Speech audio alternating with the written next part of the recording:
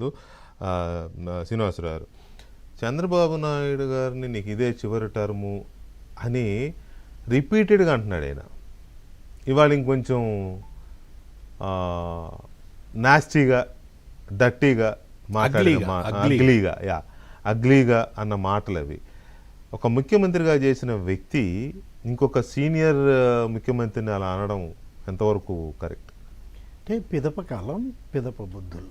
ఎందుకంటే ఇప్పుడు Telugu Desam party close అన్నారు అసెంబ్లీలో, శాసనసభలో ఇప్పుడే సత్యమూర్తి గారు కూడా చెప్పారు. రాజశేఖర్ రెడ్డి టీడీపీ క్లోజ్ అంటే ఏం జరిగింది, ఎవరు క్లోజ్ అయ్యారు? ఇప్పుడు జగన్మోహన్ రెడ్డి భాషలోనే మనం కనుక చెప్పినట్లయితే పైన దేవుడు కింద ప్రజలు అంటుంటాడు, మాట్లాడితే ప్రతిదానికి అదే అంటుంటాడు. ఇప్పుడు ఈ మాటలు కూడా వాళ్ళు వింటారు. ఏది దేవుడు వింటాడు, ప్రజలు వింటారు.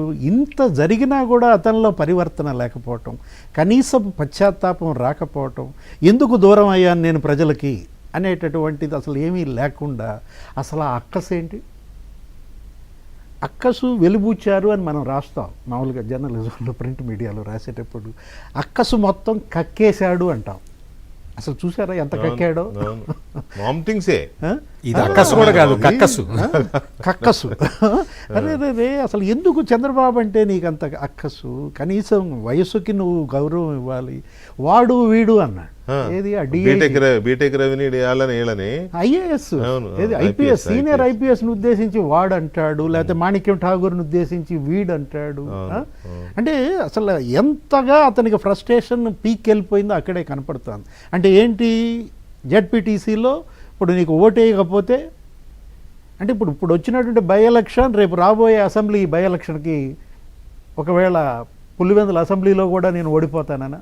ఎందుకంటే పులివెందుల మున్సిపాలిటీ రాబోతుంది, స్థానిక సంస్థల ఎన్నికలు. లేకపోతే కడప పార్లమెంట్కి బై ఎలక్షన్ వస్తే దాంట్లో ఓడిపోతానన్నా? నువ్వే రాసావు పెద్ద ట్వీటు, ఒక చిన్న జెడ్పీటీసీ అని. దానికోసం ఇంత ఇదెందుకు?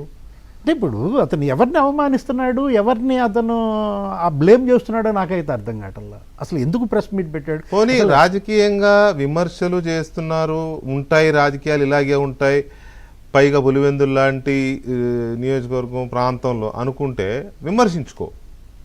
అలా చేసావు, ఇలా చేసావు, విమర్శించుకో. ఓట్లు కొన్నావు అని వాళ్ళు నిన్నంటారు, నువ్వు వాళ్ళను, అంతవరకు ఓకే. కానీ వ్యక్తిగతంగా వ్యక్తిని నీకు ఇదే చివరి ఎన్నిక అన్న తరహాలో మాట్లాడడం అనేది అంటే ఈ నోటి దూలకే కదా. అదే కదా, 151 సీట్లలో ఎక్కడో ఉన్నావు, ఇవాళ 11 సీట్లు ఎక్కడికో వెళ్ళావు. అంతే కదా. చెప్పారు ఇప్పుడే సత్యమూర్తి గారు ఏమని, ఆ నోటి దూల ఇప్పటికీ నువ్వు వదులుకోకపోతే ఇంకా నీకు అసలు ఎట్లా నీలో ఇంకా మార్పు జనం ఎలా ఆశిస్తారు? జనం ఎటు డిసైడ్ చేసుకున్నారు, ఇతను మారాడు, ఇతను ఇంకా మారాడు కాబట్టి జనం మారిపోయారు, జనమే మారారు. పులివెందుల్లో జనమే మారిపోతే ఇంకేంటండి, ఇంకా రాష్ట్రంలో వీళ్ళకి చోటు ఎక్కడ? ఇవాళ మొత్తం ఆ పులివెందుల ఆ జెడ్పీటీసీ 2 ఎన్నికలు ఇవాళ రాష్ట్ర వ్యాప్తంగా మొత్తం ఇక ఆ పార్టీ నుంచి వలసలు. పులివెందుల్లోనే గెలిపించుకోలేనాడు, ఇక రాష్ట్రంలో ఎవరిని గెలిపిస్తాడండి? అవును, రైట్. రాజేష్ గారు, గుడ్ ఈవినింగ్.